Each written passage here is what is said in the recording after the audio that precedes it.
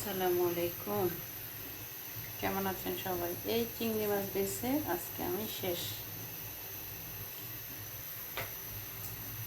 বাঁচতে অনেক টাইম গেছে।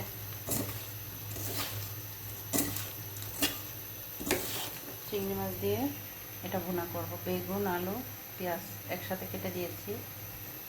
সবাইকে দেখাবো আমি কীভাবে করি।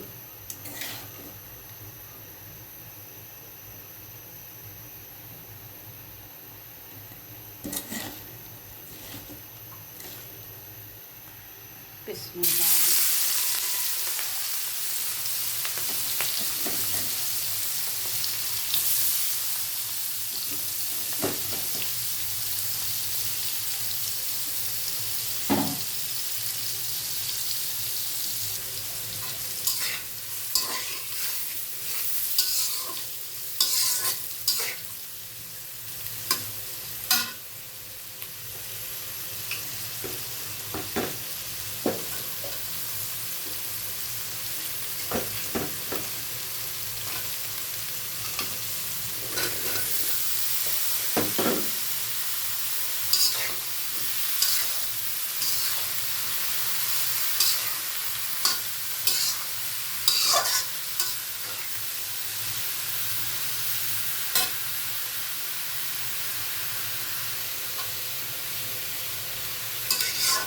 তারপর আজকে হচ্ছে জানুয়ারি 27 তারিখ।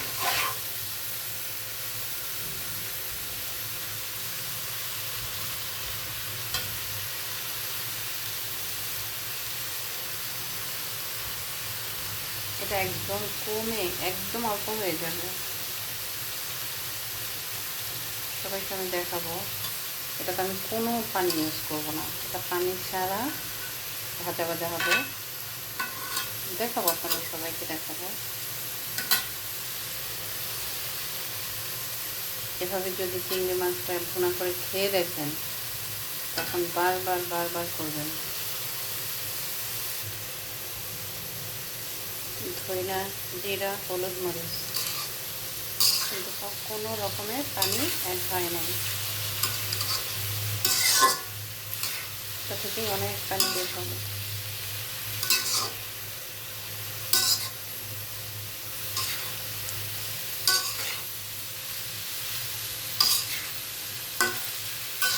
কোনো ঢাকনাও ইউজ করবো না আমি। ঢাকনা ইউজ করলে এটা একদম গলা গলা হয়ে যাবে। এটা ভাজা ভাজা হয়ে আস্তে আস্তে কমবে।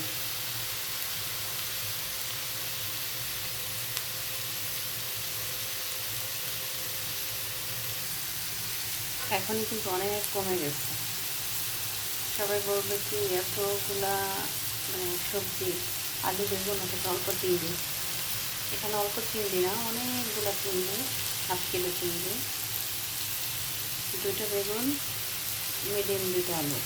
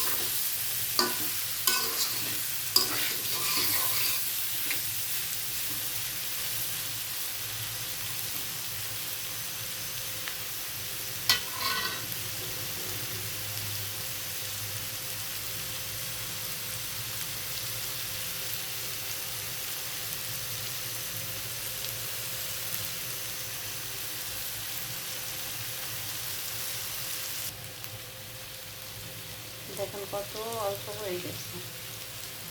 এখন চিংড়িটাই বেশি দেখা যাচ্ছে, শুধু চিংড়ি আর চিংড়ি। মাশাআল্লাহ। এখানে আর কোনো মশলা আমি ইউজ করবো না। ধইনা, জিরা, হলুদ মরিচ দিয়েছি, পেঁয়াজ, বেগুন, আলু। আর শুধু নামানো লবণও দেখেছি, লবণ তো দিয়েছি। শুধু নামানোর আগে একটু ধনিয়া পাতা কুচি করে দিয়ে দেব।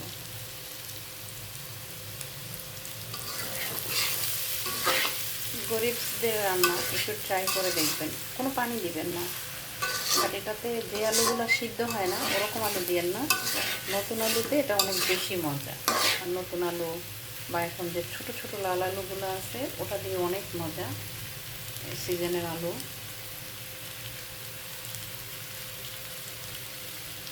এটা বড় চিংড়ি দিয়ে মজা না, এটা এই সবজির চিংড়িগুলো দিয়েই মজা, এটা দিয়ে সবজি অনেক মজা হয়।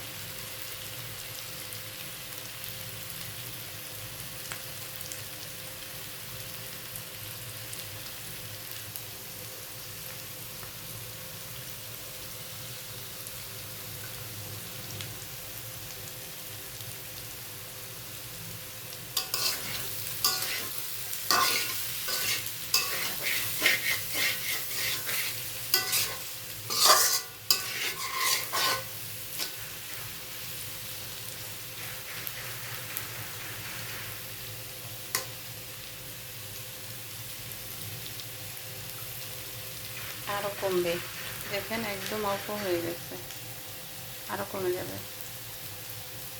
এখানে পানিটা বের হচ্ছে, আর আস্তে আস্তে পানিটা যখন কমে যাবে তখন আরও কমে যাবে, একদম শুকনো শুকনো হয়ে যাবে, তেলটা বের হবে, তখন এটা খেতে যে কতটা ইয়াম্মি হবে।